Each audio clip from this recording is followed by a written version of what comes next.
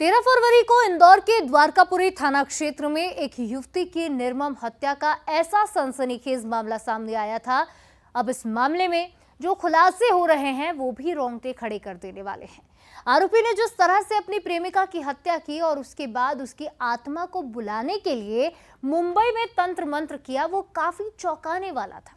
पूरी कहानी आरोपी के सनकी होने का भी संदेश दे रही है।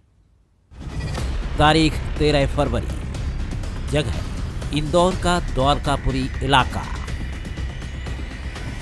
पुलिस को सूचना मिलती है कि एक फ्लैट में 4 दिन से ताला लगा हुआ है और उसमें से बदबू आ रही है। आनंद फानंद में पुलिस स्पॉट पर पहुंचती है और पड़ोसियों के सामने उस फ्लैट का ताला खोलती है। फ्लैट का दरवाजा खुलते ही बदबू का भभका आता है। फ्लैट में घुसते ही पुलिस को किसी अनहोनी का अंदेशा हो जाता है, जो अगले ही पल सच में बदल जाता है।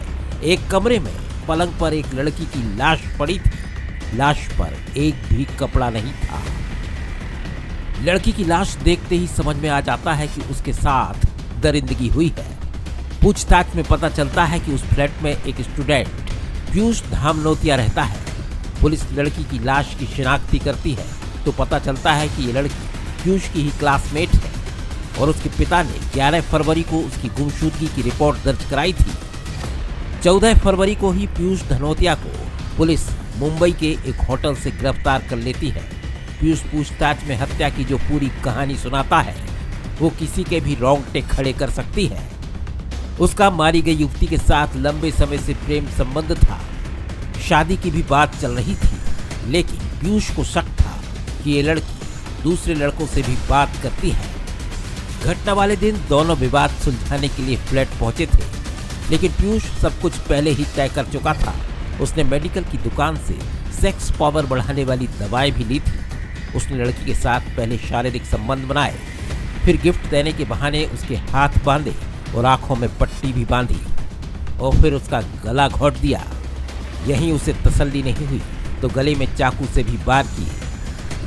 फिर वो बाहर चला गया और बियर लेकर आया और फिर शव के बाजू में ही बैठकर उसने शराब पी और फिर फ्लैट पे ताला लगाकर सीधे मुंबई चला गया। उनने अपनी पूछताछ में बताया कि उस घटना को ये अपनी रिलेशनशिप को सॉर्ट आउट करने के लिए घर गए थे और उसी के बाद इनके आपस में संबंध भी बने। संबंध बनने के बाद इनकी आपस में कुछ कहा-सुनी हुई और जिसके चलते उनने लड़की का गला घोंट दिया था। गला घोंटने के बाद ये उसी दिन रात को ट्रेन से पनवेल मुंबई चले गए थे और फिर वहां पे एक दिन ये होटल में रुके। अगले दिन लोकल ट्रेन पकड़ के फिर ये बॉम्बे गए और वहां पे ये, जैसा कि पहले भी बताया गया था, कि मेट्रो में घूमते फिरते रहे। मुंबई में पीयूष ने जो किया वो और भी भयानक था। जिस होटल में वो रुका था उसने वहां तंत्र मंत्र किया और अपनी प्रेमिका, जिसे वो मार चुका था, उसकी आत्मा बुलाने की कोशिश की।